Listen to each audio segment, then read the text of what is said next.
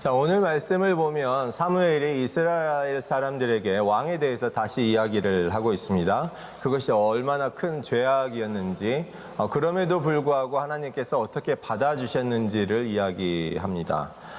그리고 이제 장래의 일을 이야기하죠. 너희가 하나님을 진실이 섬겨야 한다라는 이야기를 합니다. 이런 이야기들을 보면 그냥 성경이 항상 있는 그런 이야기로 들리는 것 같아요. 왜냐하면 특별히 다른 점을 찾기가 어렵습니다. 하나님을 잘 섬기지 못했다는 것, 이제 하나님을 잘 섬겨야 한다는 것, 그리고 이스라엘 사람들이 하나님 앞에 죄를 지었다는 것, 그것이 왜 죄인지를 밝히는 것, 이런 것들은 그냥 성경에서 보면 항상 있어 왔던 일입니다. 특별함을 찾기가 어렵죠. 그런데 전체적인 상황과 그 흐름을 보면 오늘이 굉장히 특별한 순간이라는 걸 알게 됩니다. 우리가 지난주에 사무엘상 8장 말씀을 봤는데요. 거기서 왕에 관한 이야기가 나왔죠. 이스라엘 장로들이 사무엘에게 모여서 왕을 요구합니다. 사무엘이 그것이 큰 죄라고 밝혔습니다. 그럼 어떤 문제들이 일어날 것인지도 이야기했습니다. 그리고 경고까지도 했습니다. 만약에 그런 일로 인해서 너희가 왕으로부터 고통을 받아서 하나님께 부르짖으면 하나님께서 응답하지 않으실 거다. 그럼에도 불구하고 사람들은 왕을 원했죠. 그리고 나서 하나님은 사울을 선택하셨습니다. 그리고 사무엘은 사울에게 가서 기름을 붓고 이스라엘의 첫 번째 왕으로 삼습니다. 그리고 미스바라는 곳에 모여서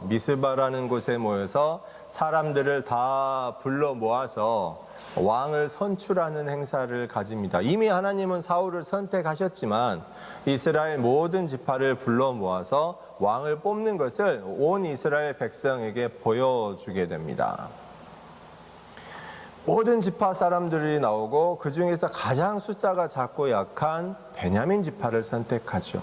그리고 베냐민 지파 중에서도 가장 작고 약했던 사울의 집안을 선택합니다. 사무엘이 사울을 선택했는데 사람들이 사울을 찾는데 사울이 없어요. 어디 갔는지를 찾아보니까 사울이 왕이 되기 싫어서 이미 하나님의 영을 받고 감동되어서 기름 부음도 받고 예언도 하고 그런 일까지 있었는데도 불구하고 왕이 되는 게 너무 무서웠는지 싫었는지 도망쳐서 짐 가운데 숨어버립니다.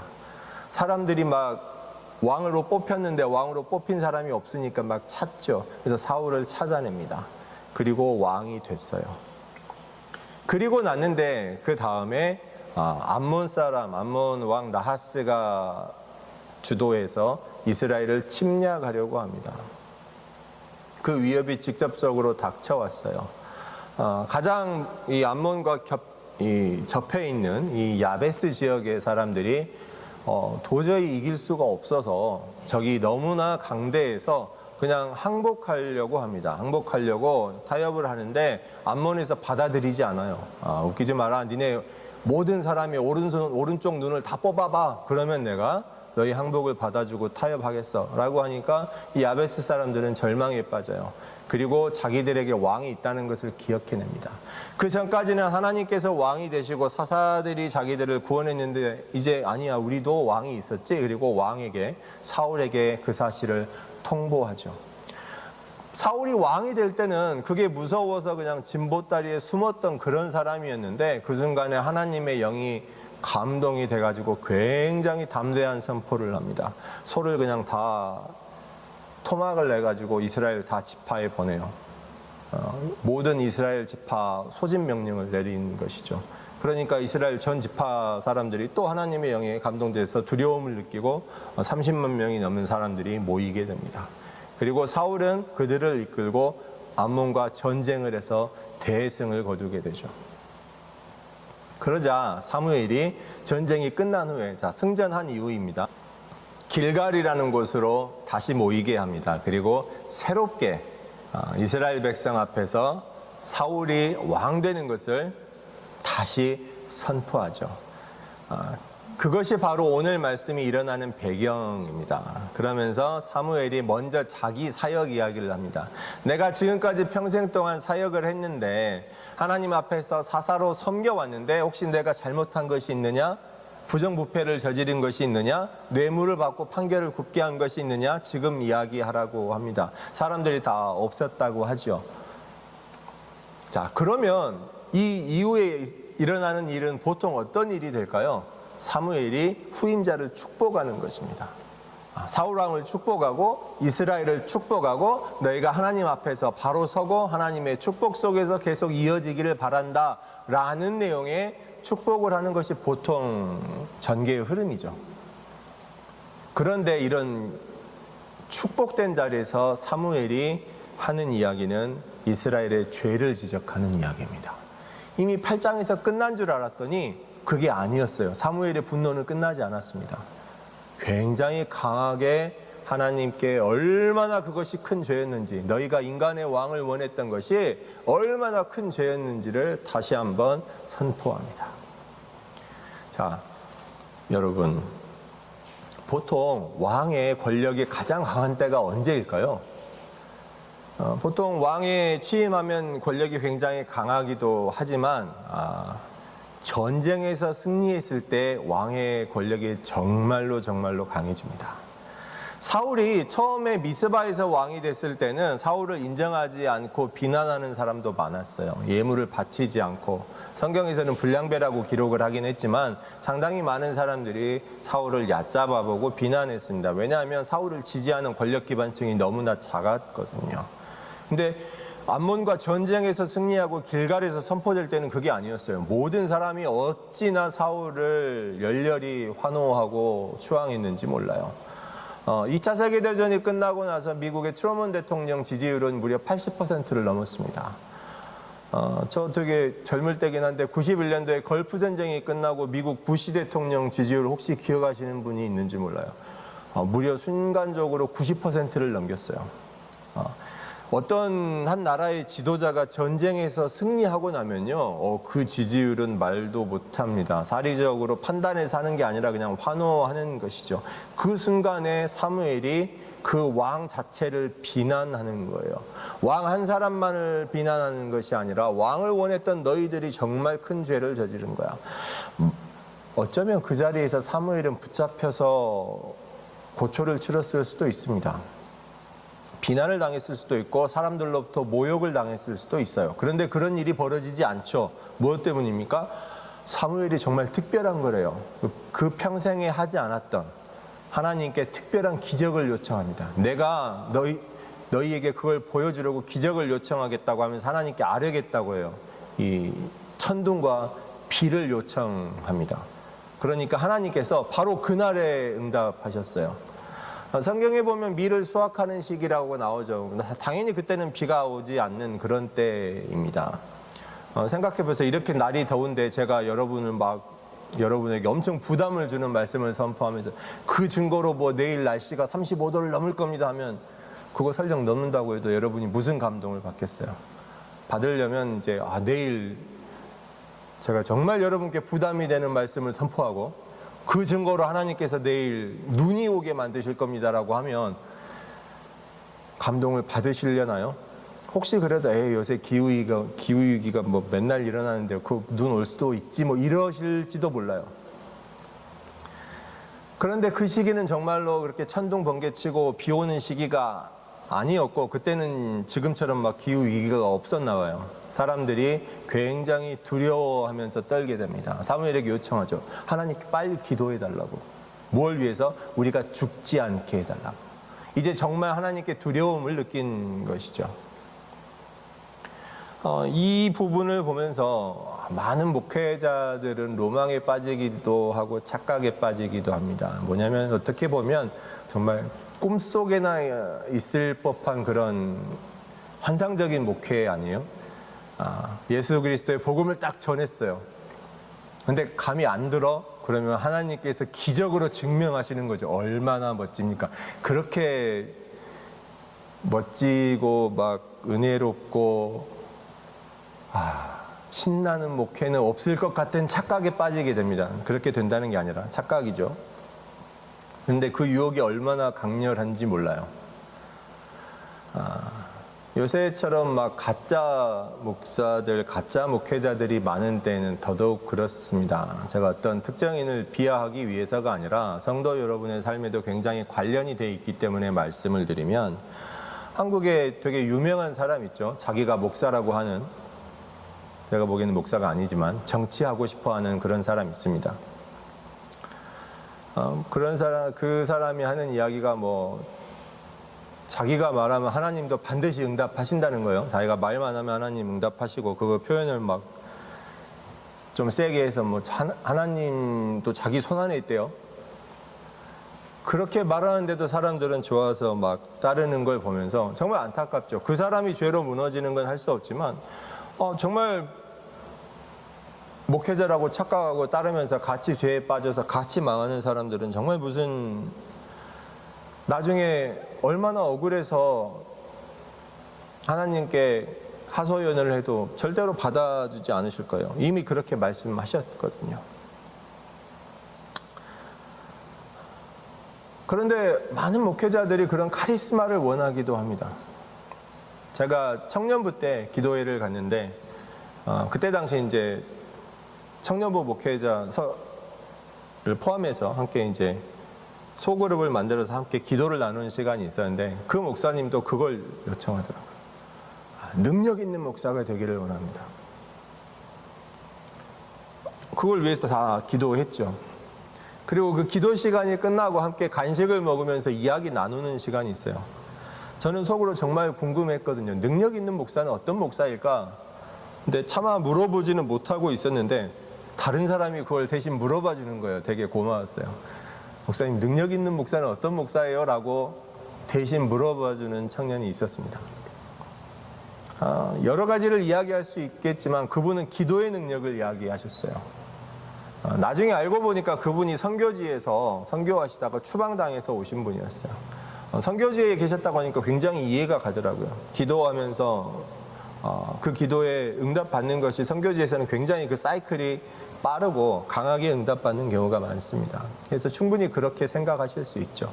그런데 거기서 한 걸음 더 나아가서 넘어가게 되면 굉장히 착각에 빠지게 됩니다. 뭐냐면 내가 기도했을 때 하나님께서 응답해 주시는 경우, 처음에 예수님을 영접하고 그런 경우가 많이 일어나죠. 그러면서 점점 기대치를 높여가게 됩니다. 근데 그 기대치가 하나님 기준이 아니라, 교회 기준이 아니라 내 기준이에요. 내 기준으로 하나님이 더 빨리, 더 좋은 것으로 응답해 주시기를 원합니다.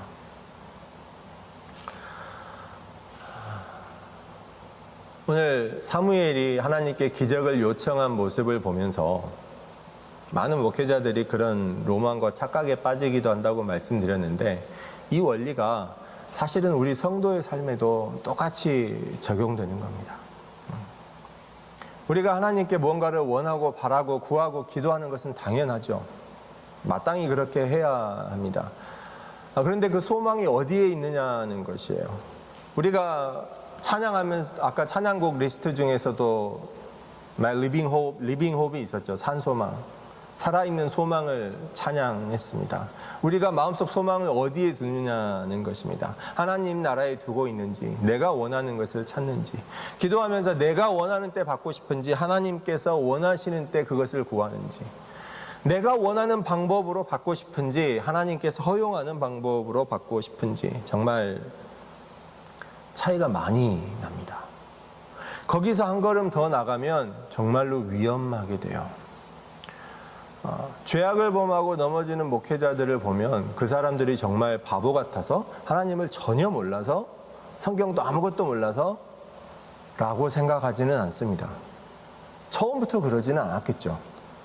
그런데 하나님께 가는 영광을 한번 자기가, 그게 고의가 됐든 우연이 됐건 가로채 보니까 그게 너무나 좋은 거예요. 그게 너무나 좋은 거예요. 그래서 타락하게 되죠. 그런 존재를 뭐라고 부릅니까? 성경에서 단호하게 말씀드리면 사탄이라고 부릅니다. 하나님께서 악마를 처음부터 만드신 게 아니라 하나님께 가는 영광을 가로채는 존재, 하나님이 아니라 자기 스스로를 높이는 존재를 보통 우리가 사탄이라고 부르죠. 이게 얼마나 위험하고 큰 죄인지를 아셔야 되기 때문에 제가 오늘 특별히 좀 강한 단어를 사용해서 여러분께 자극을 드리고 싶어서 이렇게 사용을 드립니다. 자, 이제 오늘 마지막 말씀을 마무리하는데 마지막 주제를 말씀드리려고 해요. 마지막 이 주제가 오늘 설교 제목이 지금 화면에 나와 있죠. 내가 따르는 헛된 것, 그리고 함께 망하기입니다. 이 함께 망한다는 것, 이것 때문이에요. 이게 왜 중요하냐면요. 자, 왕이라는 제도를 한번 생각해 보죠. 우리 역사에서 왕을 이야기할 때, 그 시대를 이야기할 때 우리는 보통 왕을 생각합니다. 역사에 큰 관심이 없어도 알렉산더가 누군지, 시저가 누군지, 징기스칸이 누군지, 나폴레옹이 누군지 우리는 대부분 그냥 알고 있습니다. 뭐 자세히는 아니어도 그 사람이 뭘 했고 어떤 사람인지 알고 있죠. 그런데 알렉산더 시대의 사람들이 어떻게 살았는지, 나폴레옹 시대의 사람들이 왜 그렇게 나폴레옹을 좋아했는지,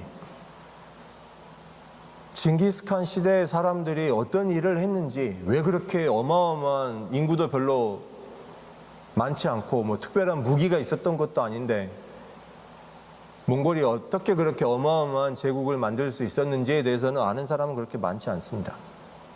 뭐 꼭 알아야 되는 것도 아니죠. 우리 정치 이야기를 봐도요, 전직 대통령들이었던 이승만 대통령, 박정희 대통령, 혹은 뭐 김영삼 대통령, 김대중 대통령, 이런 분들을 우리가 어느 정도는 다 알고 있죠. 뭐 자세히 아는 분도 있을 거고 그냥 대강 아는 분도 있겠죠. 그리고 좋아하는 분도 있고 그중에 되게 싫어하는 분도 있을 겁니다. 정치적 성향에 관해서 교회에서 말하는 건 금물이기 때문에 그런 것을 말하는 건 아니고요. 그런 정치인, 대통령에 관해서 떠올 때는 우리는 쉽게 머릿속에 떠올리죠. 그런데 막상 그 시대를 살아갔던 사람들에 대해서 질문을 던지면요, 바로 대답하지 못합니다. 이승만 대통령이 어떤 좋은 일을 했고 나쁜 일을 했고는 쉽게 떠올릴 수 있지만 그 시대를 살아가는 사람들이 어떤 일을 겪었고 어떤 목적을 가지고 삶을 살아갔는지는 쉽게 떠올리지 못합니다. 물론 그때 당시를 살아가셨던 분들에게는 기억이 생생하실 수도 있지만 성경도 마찬가지입니다. 제가 왜 이렇게 말을 길게 하면서 이걸 말씀드리냐면 성경을 보면서도 우리는 착각하기 때문에 그래요. 사무엘상하를 비롯해서 이제 나오는 열왕기나 역대기를 보면 수많은 왕들이 나오죠. 거기에 개중에 선하다고 기록된 왕들이 있습니다. 뭐 요시야라든가 우시야라든가 히스기야라든가, 물론 다윗 왕도 포함되겠죠.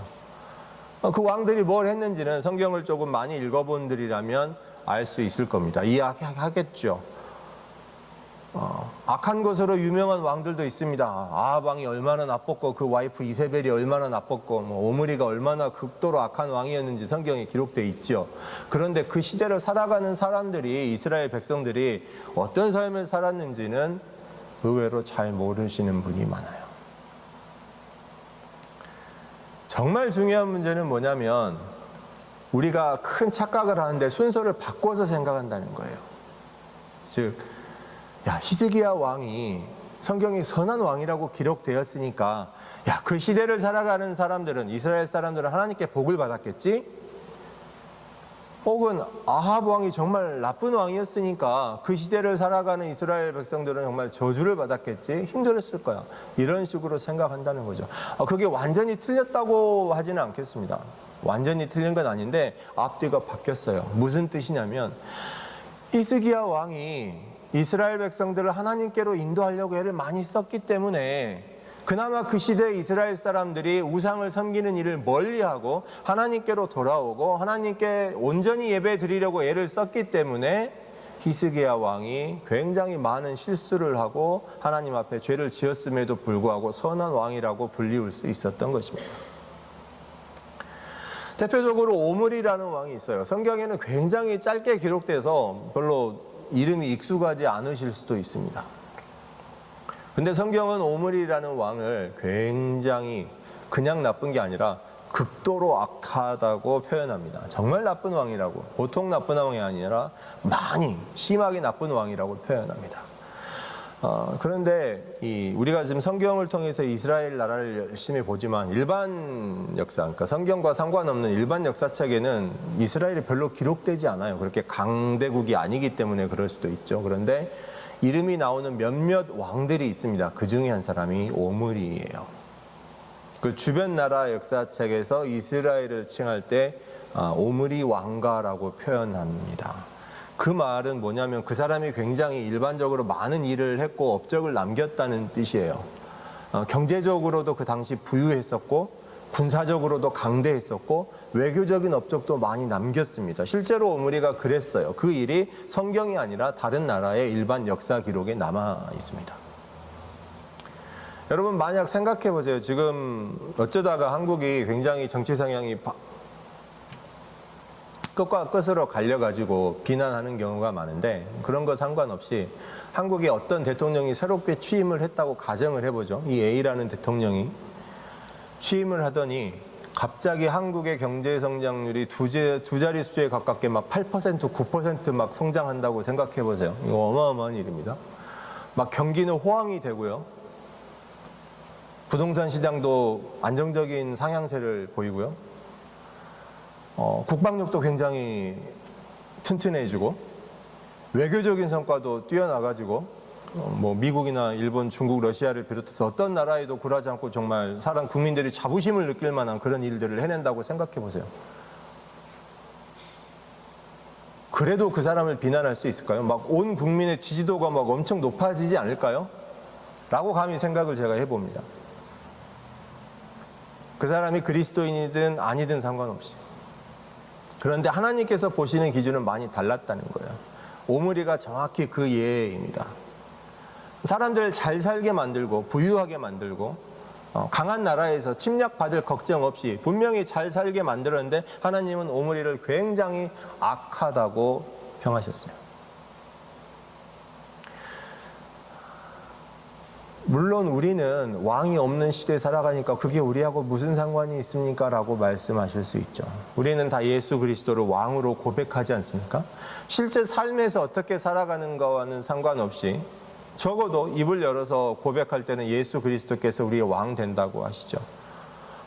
예수님은 더할 수 없이 선하신 분이고 완벽하시기 때문에 그 문제를 걱정할 필요는 없어요. 하지만 예수님께서 십자가에서 못 박히시고 부활 승천하신 후에 그 사명을 누가 받았습니까? 교회가 받았죠. 그리고 또 누가 받았습니까? 교회를 이루는 지체인 우리가 받았습니다. 즉 어떻게 보면 우리가 왕의 사명을 받았다라고도 할 수 있는 거예요. 한국의 많은 특히나 젊은 세대가 교회를 떠난다고 말합니다. 그러면서 말하면 교회의 문제점들을 이야기해요. 그런 이야기들을 들으면서 우리가 착각하는 게 있습니다. 뭐냐면 아까 왕에 대해서 가졌던 생각과 똑같아요. 어떤 유명한 좋은 목사님을 이야기하면서 그 A 목사님은 정말 좋고 훌륭하신 분이니까 그 교회 다니는 사람들은 하나님께 복을 받겠지? 물론 입을 열어서 대놓고 그렇게 주장하지는 않겠지만 그런 생각들을 한다는 거예요. 혹은 TV에 나오는 되게 막 안 좋은 사건으로 나오는 경우 이런 B 목사는 야 저걸 목사라고 막 비난하는 거죠. 그러면서 야 저 교회는 도대체 어떤 사람이 다니는 거야? 야 저 교회 다니는 사람들은 진짜 엉망진창이겠네? 이런 식의 생각을 하게 된다는 거죠. 근데 하나님께서 교회를 평가하시는 기준은 그게 아닙니다. 사실은 저도 감정적으로는 거기에 동조를 하는데 하나님께서 평가하시는 기준은 교회를 이루는 각 성도 한 사람 한 사람의 삶을 먼저 보세요. 그래서 그 사람의 삶이 얼마나 하나님과 동행하는 삶인지, 얼마나 하나님을 따르는 삶인지, 교회 성도들의 삶이 하나님 눈에 보시기에 기쁘면 그 목사는 칭찬받는 목사가 되는 거예요.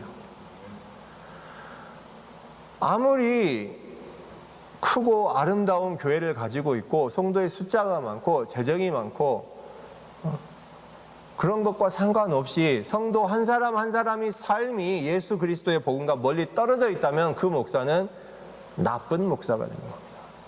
이게 하나님의 기준이에요. 나중에 기회가 되면 제가 말씀드릴 기회가 될 겁니다. 계시록에 나온 대표적인 7교회를 보세요. 하나님께서 계시록에 나오는 7교회를 말씀하시면서 어떤 기준으로 평가하시는지. 성도들의 삶입니다. 하나님께서 교회를 평가하시는 기준은 그래요. 자, 그러면 우리 코키틀람 한인교회를 평가하시는 기준은 뭘까요? 성도 한 사람 한 사람의 삶을 통해서 교회가 평가받습니다. 목사인 제가 평가받는 건 그냥 곁다리로 끼는 거죠. 저를 나쁜 목사로 만들고 싶으시면 여러분이 그냥 마음껏 욕심껏 살아가시면 되는 거고, 여러분 한 사람 한 사람이 하루하루를 주님의 은혜 가운데 하나님과 동행하면서 살아간다면 제가 그냥 녹땡이 피우고 그냥 널널하게 있어도 저는 그냥 저절로 좋은 목사가 되는 것이죠. 이건 제가 농담으로 한 건데 표현이 잘못돼서 제가 그렇게 널널하게 하겠다는 뜻이 아니라 제가 최선을 다해서 여러분을 섬기려고 하겠지만 제 목회의 목적이 바로 그렇다는 것입니다. 성도분 한 사람 한 사람의 삶이 하나님 보시기에 기뻐하시는 올바른 삶이 될 때 교회가 하나님 기뻐하시는 교회가 되는 것이고, 목회자는 저절로 거기에 따라가는 것이죠. 오늘 그 말씀을 사무엘상 12장 25절 마지막 말씀이 그렇게 증거합니다. 너희가 여전히 악을 행하면 너희와 너희의 왕이 함께 망할 것이라는 거예요. 사람들이 왕을 원했던 근본적인 이유가 뭐였습니까? 8장에서 밝혔죠. 우리는 왕이 있어야 되겠습니다. 그게 죄라는 걸 전에 듣고도 아니에요. 그래도 왕이 있어야 되겠어요.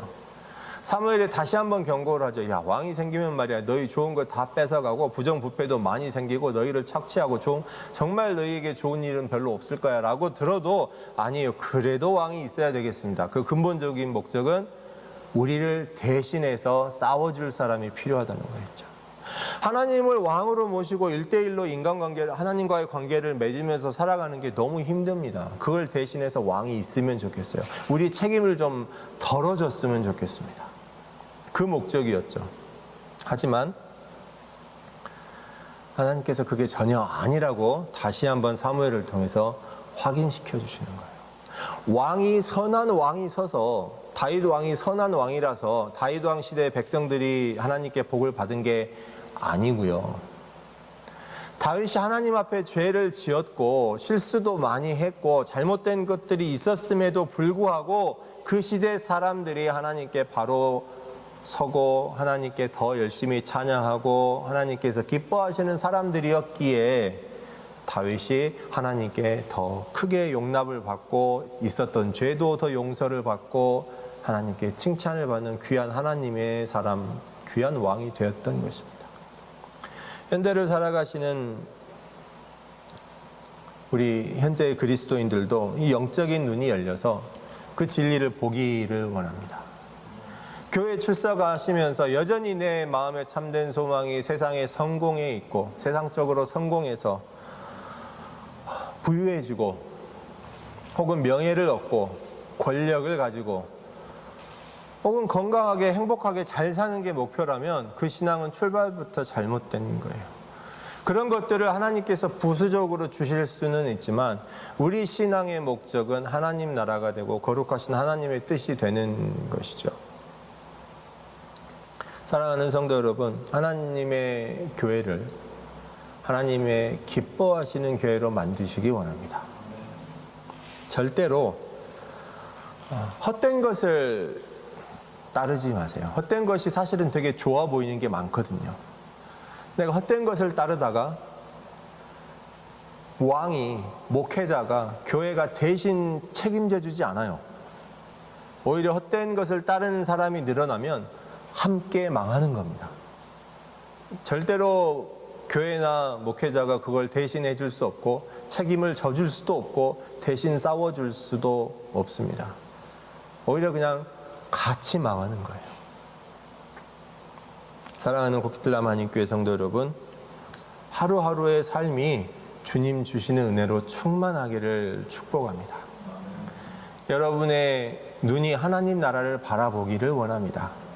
그럴 때 진실로 우리 교회가 하나님 앞에 바로 서는, 하나님 기뻐하시는, 하나님 칭찬하시는 교회 될 줄 믿습니다. 기도하겠습니다.